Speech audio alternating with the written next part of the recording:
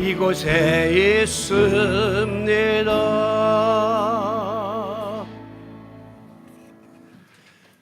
크리스마스 이브에 한참 기분을 내고 술이 잔뜩 취한 취객이 교회 옆을 지나게 되었답니다. 그런데 교회 안에서 성도들의 성탄 찬양이 막 울려 퍼지자 이 찬송을 들은 취객이 다음과 같이 말했다는 거죠. 예수쟁이들도 성탄절을 지키나? 그러는 거예요. 이 말은 소위 주객이 전도된, 주인이 누군지 손님이 누군지도 모르는 이런 왜곡된 성탄의 의미를 잘 풍자적으로 보여주는 그런 하나의 이야기입니다. 역설이죠, 역설. 역설은 파라독스, 정말 주인과 손님이 뒤집어진 그런 상태를 뜻하는 거예요. 여러분, 이 성탄 전야의 명동거리를 나가면 이렇게 수많은 인파들이 쏟아져 나옵니다. 그들은 저기에서 먹고 마시고 즐기고 춤추고 파티를 하죠. 저들은 지금 성탄절이 뭔지 모르는 거예요. 그냥 자기들 노는 날, 그냥 할리데이, 세계적으로 노는 그런 휴일인 줄로만 알고 있지 왜 이 날이 성탄 전야인지를 모르고 살아가는 것입니다. 여러분, 이런 주객이 전도된 역설은 예수님이 가르침 속에서 많이 사용하셨어요. 예를 들면 높아지고자 하느냐? 그러면 낮아져라. 또 섬김을 받고자 하느냐? 다른 사람을 섬겨보아라. 오른뺨을 치면 왼뺨을 돌려대고 오리를 같이 가자 그러면 십리를 함께 가지고 겉옷을 달라 그러면 속옷까지 다 벗어줘라. 그러면서 심지어 원수를 사랑하고 너희를 핍박하는 사람을 위하여 기도해줘라. 그렇게 말했습니다. 역설이라는 것은 얼핏 들으면 말도 안 되는 소리인데 그 속에 깊은 진리가 있는 것을 역설이라고 합니다. 다른 사람한테 오른뺨을 맞았다면 나는 그 사람 오른뺨도 때리고 왼뺨까지 돌려줘야 이게 정상적인 행동인데 그냥 왼뺨을 들이대라는 거예요. 이와 같은 역설의 극치가 바로 하나님의 아들이신 예수님이 인간의 몸을 입고 이 땅에 내려오신 성탄 사건에서 절정을 이루게 되는 겁니다. 성탄은 그야말로 역설 중에 역설이에요. 오늘 본문은 가브리엘 천사가 마리아에게 나타나서 이제 장차 아기를 갖게 될 것이다 라고 하는 소위 수태고지, 아기를 갖게 될 것을 알려준 그런 내용이 담겨져 있는 본문입니다. 우리는 이 속에서 성탄이 지니고 있는 역설적인 의미를 찾아서 함께 묵상해 보려고 합니다.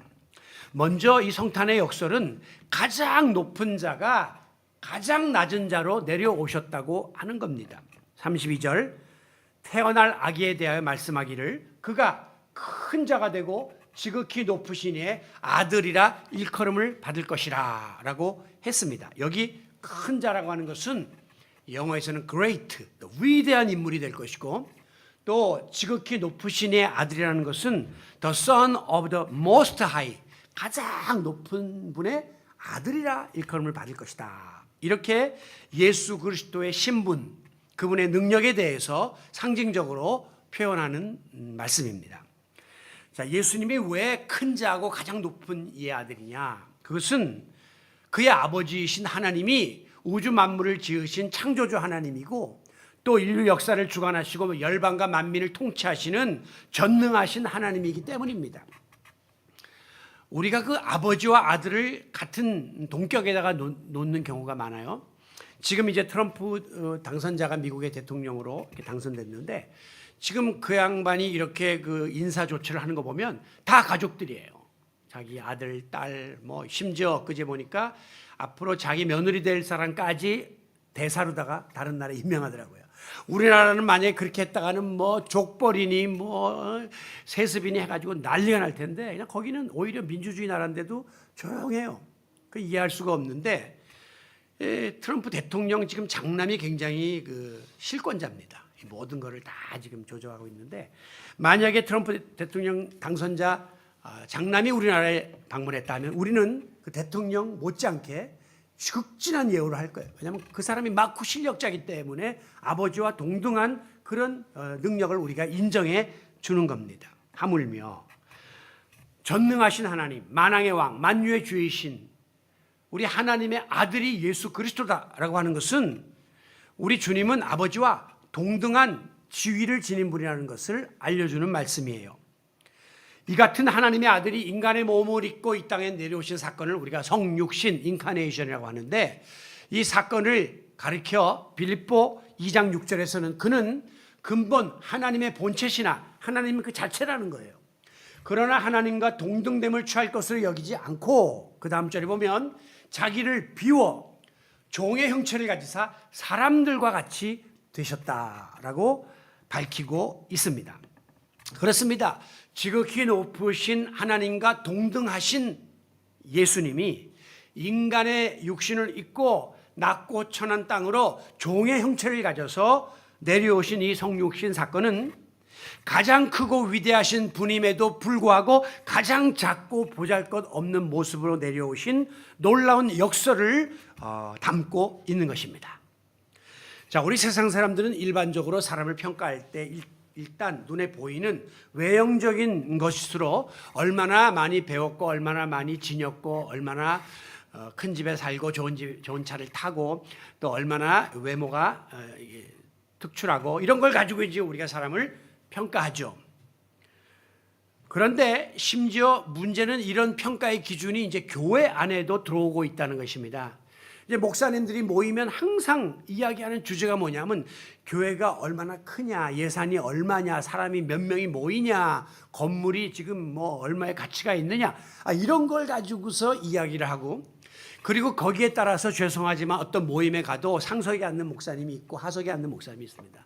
다 일반적인 세상의 기준으로 평가해서 크고 유명하고 윤후해 보이면 인정하는 것이고, 그렇지 않은 목회도 실패했다, 그렇게 평가하는 것을 보게 되는 거죠.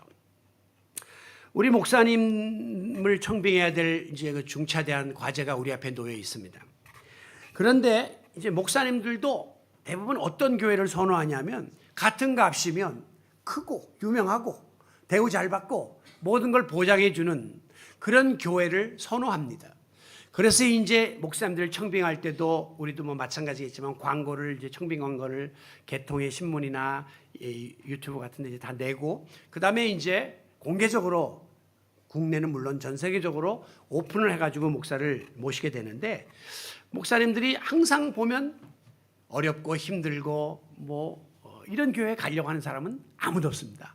다 조건 좋은데 큰 데 가려고, 큰 교회는 막 수백 통 이력서가 들어오고, 작고 힘들다고 알려진 교회는 아예 지원하는 사람이 없는, 그러니까 목사나 일반인들이나 똑같은 기업의 마인드를 갖고 있는 거죠.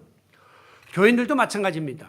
목사님을 어떻게 그러면 우리가 평가할 거냐. 결국은 이력서 보고 스펙이 좋고 뭐 외국 유학하면 더 좋겠고 큰 교회에서 경험이 있었으면 더 우선권을 우리가 주게 되겠죠.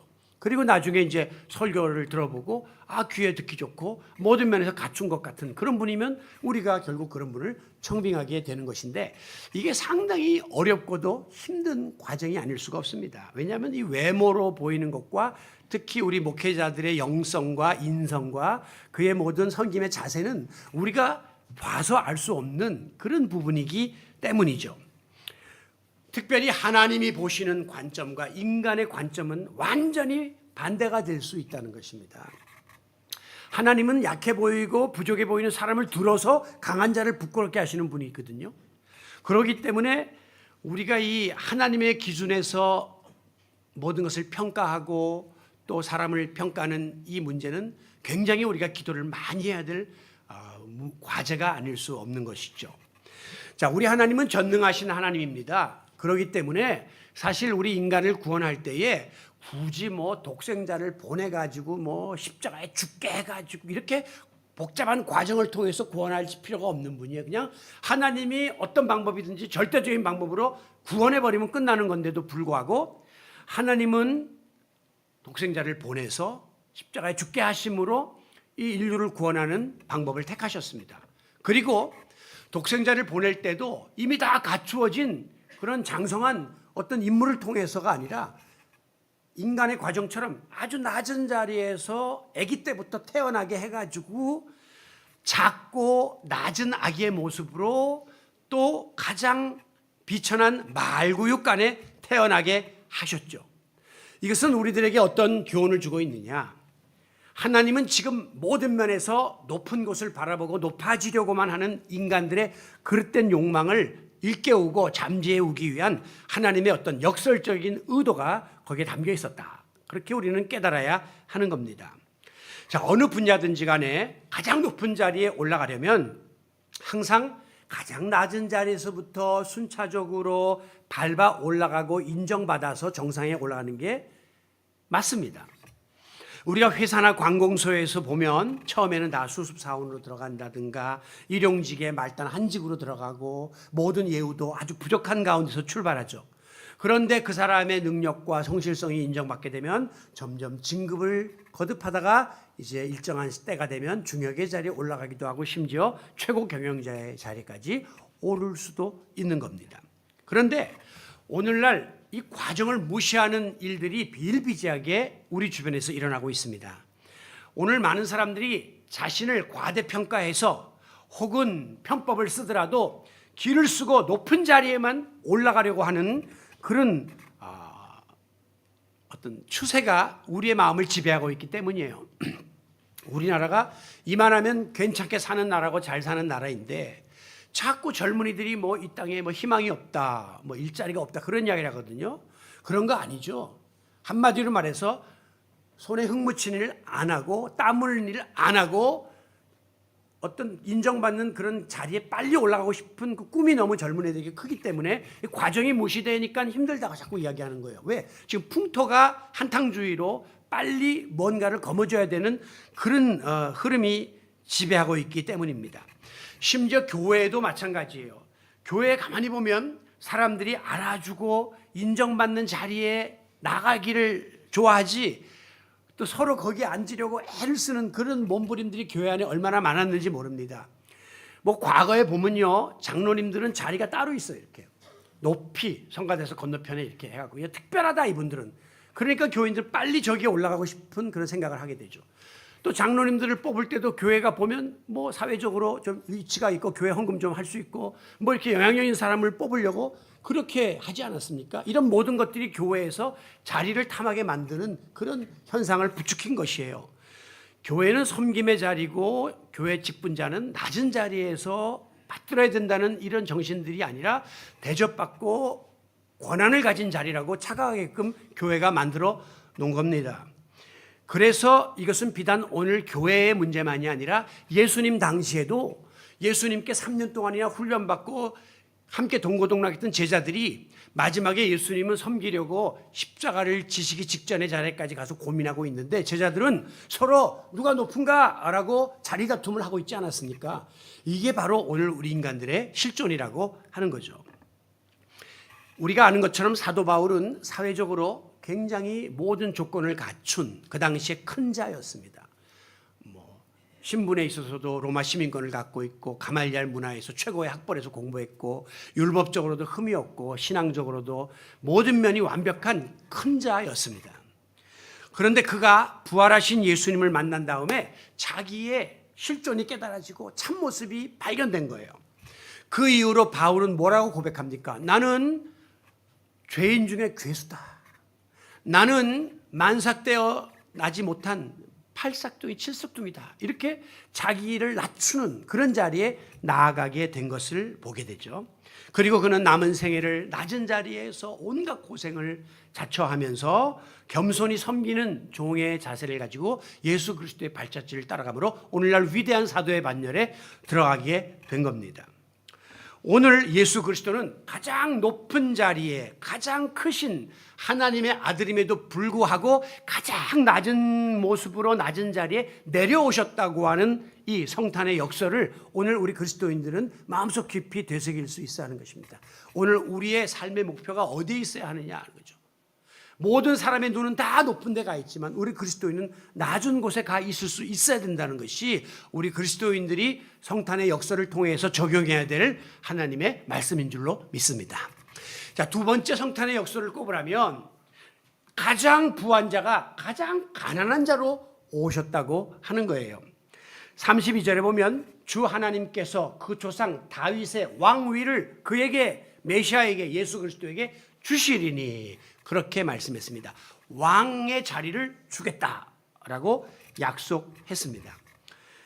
왕정 시대의 왕은 높은 지위와 막강한 권력을 지니는 물론이거니와 엄청난 부를 소유했습니다. 한마디로 왕의 통치하에 있는 땅은 다 자기 거고 백성들의 소유권도 다 왕에게 귀속된다고 해도 과언이 아닌 거죠. 그러니까 왕이 그냥 공신들에게 땅도 막 하사하고 뭐 모든 거 재산도 막 주고 모든 걸 다 가진 사람이 왕이에요. 그러므로 이 왕의 왕이신 예수님은 이 세상에서 가장 부유한 자다라고 말해도 과언이 아닙니다. 왜? 우주 만물을 지으신 하나님이 그의 아버지이시기 때문이에요. 모든 권한을 예수에게 다 주었기 때문에 예수님은 가장 부한 자였습니다. 그런데 예수님이 이 땅에 올 때에 그 화려한 왕궁에 오지 않고 누추한 마구간에서 탄생했다고 하는 것은 우리에게 무엇을 깨닫게 해주는 것입니까? 자, 여러분 중에 여러분의 그 출생이 굉장히 어려웠던 분들이 있을 거예요. 아주 가난한 산골에서 태어났다든가 깡시골에서 정말 어렵게 태어난 그런 분들도 계실 터인데 아무리 여러분이 어려운 환경 속에서 태어났다고 해도 외양간에서 태어난 사람은 한 분도 안 계실 거예요. 그래도 아무리 힘들어도 애 낳을 때 되면 추우면 장작이라도 떼어서 좋은 환경에서 아기를 낳으려고 했겠죠.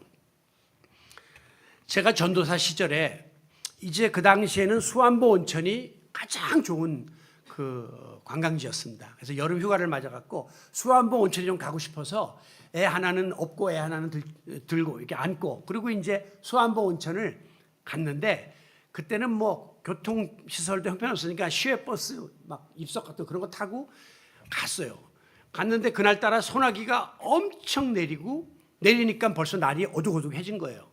그래서 숙소를 지금처럼 뭐 예약하는 시스템도 아니니까 이제 가가지고 그날 이제 숙소를 찾아야 되는데 이미 숙소가 다 이게 꽉 찬 거예요.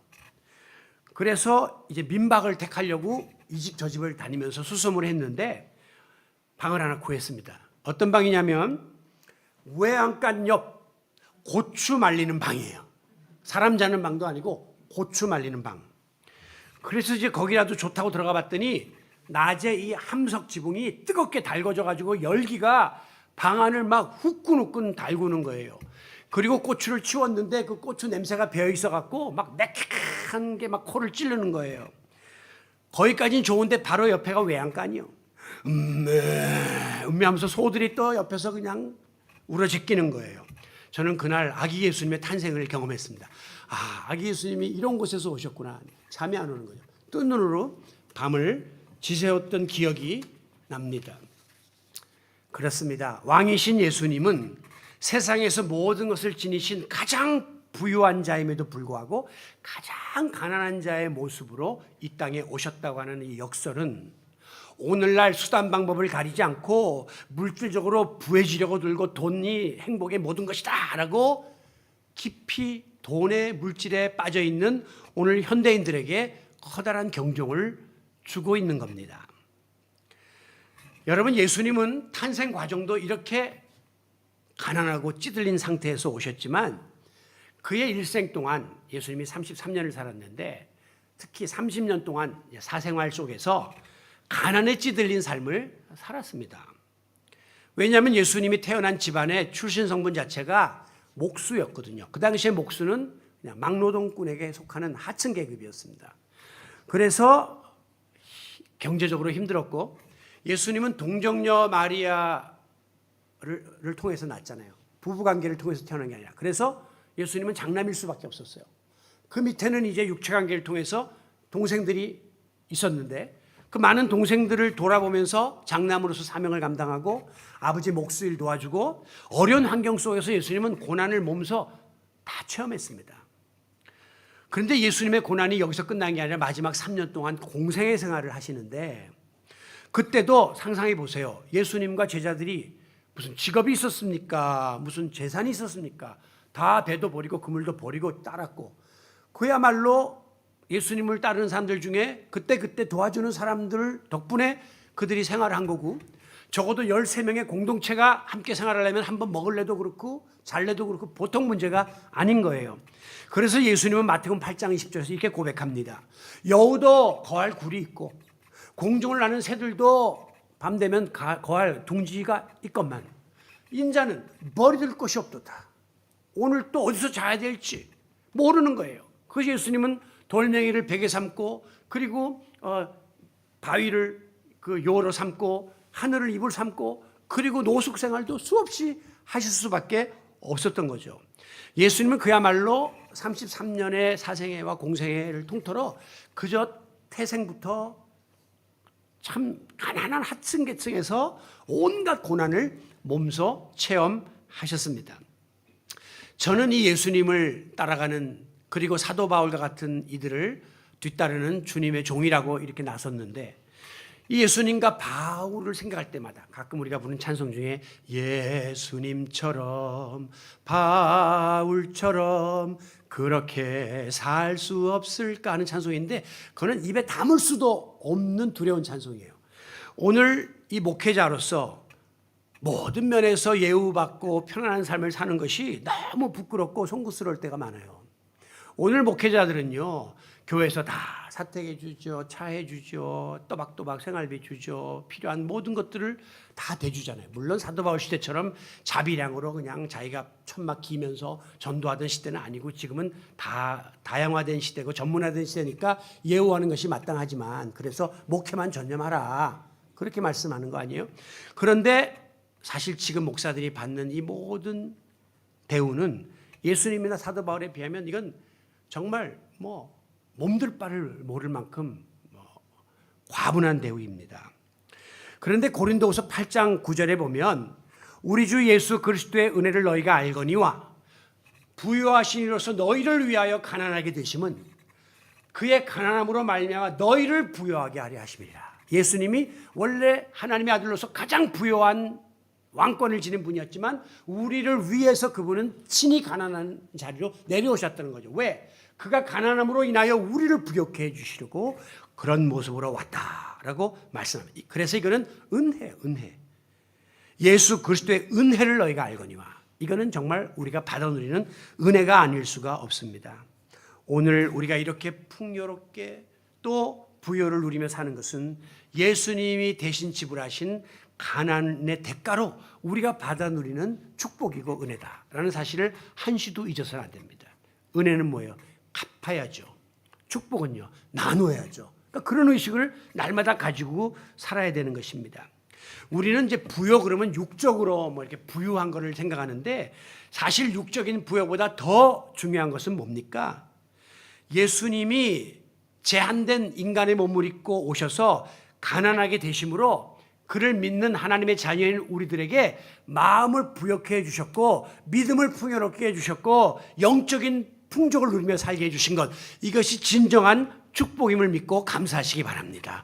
아무리 물질적으로 부유하면 뭐합니까? 마음이 빈곤하고 영의 세계를 모르면 그들은 가난한 자예요. 그러나 오늘 우리는 비록 육신적으로 좀 연약함이 있고 부족함이 있다 할지라도 영적인 부여를 누리도록 해주신 이 은혜를 날마다 감사해야 하는 것입니다.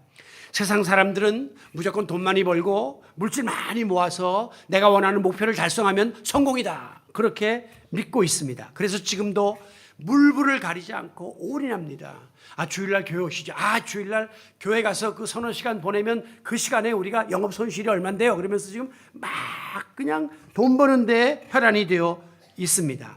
그러나 아무리 잘 먹고 잘 입고 잘 산다 한들 마음속에 기쁨이 없고 감사가 없고 만족이 없고 끊임없는 불평 속에서 그렇게 살아간다면 그들은 영적으로 불행한 인생이다, 이렇게 우리는 감히 말할 수 있는 것입니다. 그러나 육적으로는 가난한 자로서 이 땅에 오셨지만 영적으로 참 부자이신 예수님을 마음속에 모시고 살고 있는 우리들은 예수 그리스도로 인하여 우리가 영적으로 부유해지고 물질적으로도 하나님이 주신 모든 것에 대해서 만족하며 살 수 있도록 해주셨다라고 하는 이 사실을 감사하면서 오늘도 가장 부유한 자가 가장 가난한 자가 되셨다고 하는 이 성탄의 역사를 기억하면서 육적인 가난과 부에 연연하지 말고 영적인 부에 감사하면서 만족하고 자족하는 삶을 살아가는 믿음의 부자들이 되시기를 바랍니다.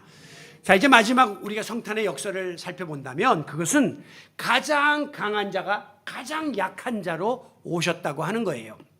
33절, 영원히 야곱의 집을 왕으로 다스릴 것이며 그 나라가 무궁하리라. 예수 그리스도의 통치는 영원할 것이고 그는 왕으로 모든 것을 다스릴 것이다. 이렇게 예언했습니다. 자, 다윗의 왕위를 이어받은 예수 그리스도는 그야말로 가장 강력한 권력을 지닌 존재라고 해도 누구도 이 일을 제기할 수가 없었을 거예요. 지금 우리나라가 굉장히 정치적으로 혼란한 가운데인데 정치라는 건 한마디로 말해서 권력 다툼이거든요. 그래서 우리 정당이 이번에 다시금 권력을 잡고 또 이 권력을 내주면 안 되고 해가지고 그것 때문에 끊임없이 갈등하면서 권력을 향한 그런 몸부림이 이게 정치 행위입니다. 그렇기 때문에 정치는 마지막이다 이렇게 허무한 거예요. 실질적인 권력이 없는데도 불구하고 권력을 행사하려고 하고 권력을 가지고 있는 줄 착각하기 때문에 이렇게 끊임없는 부끄러움의 역사를 우리나라는 반복하고 있는 것이죠. 여러분, 과거의 왕정 시대의 왕은 짐이 곧 법이에요. 최고 권력자입니다. 그러니까 왕이 한마디면 못할 것도 없고 불가능도 가능하게 되는 그런 자리에 나가게 되는 거죠. 이런 의식을 오늘 민주시대인 이 시대의 대통령이 만약에 가지고 있다면 국민들은 불행해질 수밖에 없겠죠. 지금의 권력과 주권은 국민에게 있다고 생각을 해야 되는데 권력을 가진 자가 모든 걸 할 수 있다 생각하면 그다음부터는 불행이 시작되고 마는 거예요. 여러분, 멀리 갈 것 없이 북한의 최고 존엄 김정은을 보세요. 그에게는 존엄이라는 신에게 붙일 수 있는 신격화의 작업이 이루어져 있습니다. 그래서 북한 동포들 보면 너무 불쌍해요. 김정은이가 나타나면 막 눈물을 막 우리가 신앙생활하고 하나님 막 구하듯이 막 이러고, 심지어 김정은이가 오면 저기 있다가 그냥 막 김정은이가 배 타고 갈 때 그 물속으로 막 군인들이 따라가고, 이게 최고의 권력을 그에게 부여했기 때문에 그는 신적인 존재로 자리 잡고 있는 거죠. 그런데 여러분, 이것과 비견할 수 없는 막강한 왕권을 지닌 분이 우리 예수 그리스도였는데, 이분이 그러므로 태어날 때 당연히 왕궁에서 왕자로 태어나야 정상이에요. 격에 맞는 거예요. 그런데 유대 땅 중에서도 북방의 아주 변방, 작은 마을 베들레헴에 거기서도 누추한 말구유에, 그것도 아무런 힘도 없는 연약한 아기의 모습으로 세상에 오셨다. 그러나 이 예수 그리스도는 실제적으로 가장 강한 자였습니다. 보세요. 아기 예수님이 탄생했을 때 어떤 일이 벌어졌느냐. 천군 천사들이 하늘에서 막 찬양을 불러 제꼈습니다. 예수의 오심을 맞이한 거죠, 천사들이. 그런가 하면 당시에 최대 석학이었던 동방 박사들이 멀리서부터 페르시아에서 거기 유대 땅까지 낙타를 타고 이 왕에게 경배하기 위해 와가지고 당시에 가장 소중한 예물인 황금, 유향, 몰약을 바치면서 경배했습니다. 강한 자였습니다. 뿐만 아니라 가장 약하신 예수가 가장 강한 자였음을 입증하는 결정적인 사실은 당시에 실질적으로 가장 큰 권력자는 바로 헤롯 왕이었습니다. 그가 객관적으로 가장 큰 권력자였어요. 그런데 이 헤롯이 아기 예수가 베들레헴에서 탄생했다는 소리를 듣고 당황하고 무서워했습니다. 얼마나 아기 예수의 오심을 두려워했으면 군인들에게 명령하기를 유대 땅에 있는 2살 이하의 아기들은 다 죽여라 라고 명령을 했겠습니까? 그만큼 예수 그리스도는 강한 권력을 지닌 분이었습니다. 그는 힘없고 가련하게 사람의 눈에는 보였지만 예수님이 얼마나 실질적으로 강한 자인가를 이 같은 사실을 통해서 우리는 확증할 수 있는 겁니다. 결국 어떻게 됐습니까? 이렇게 약해 보이고 힘없어 보였던 아기 예수가 훗날 인류 역사의 중심에 서는 강력한 존재가 되었습니다. 그것을 입증하는 가장 큰 사건은 바로 오늘날 우리 인간의 역사를 나눌 때에 믿든 믿지 않든 간에 다 기원 전과 기원 후로 나누고 우리는 지금 그 달력에 의해서 살아가고 있죠. 자, 기원 전이라는 것은 영어에서 before Christ, 예수 오기 전, 이게 바로 BC예요. 기원 전. AD라는 것은 기원 후, 아노 도미니, 이건 라틴 말로 예수의 시대에라고 하는 거예요. 지금 우리는 예수의 시대에 살고 있다고 믿든 믿지 않든 다 인정하고 거기에 영향을 받으며 살 만큼 예수는 역사의 주인공이 되었음을 믿으시기 바랍니다. 뿐만 아니에요. 이 예수 그리스도에 대하여 기록한 이 신구약 성경은 동서고금을 막론하고 영원한 베스트셀러가 되는 놀라운 기록을 지금까지 한 번도 깨뜨리지 않은 채 유지되고 있습니다. 우리나라 한강 작가가 노벨상을 탄 것은 매우 영광스러운 일이죠. 그의 책 채식주의자라든가 이런 책이 이제 노벨상이 발표된 다음에 불티나게 팔렸습니다. 저도 그래도 지성인의 반열에 동참하고자 이제 그 소식을 듣고 가가지고 서점에 갔더니 다 솔드아웃, 다 솔드아웃.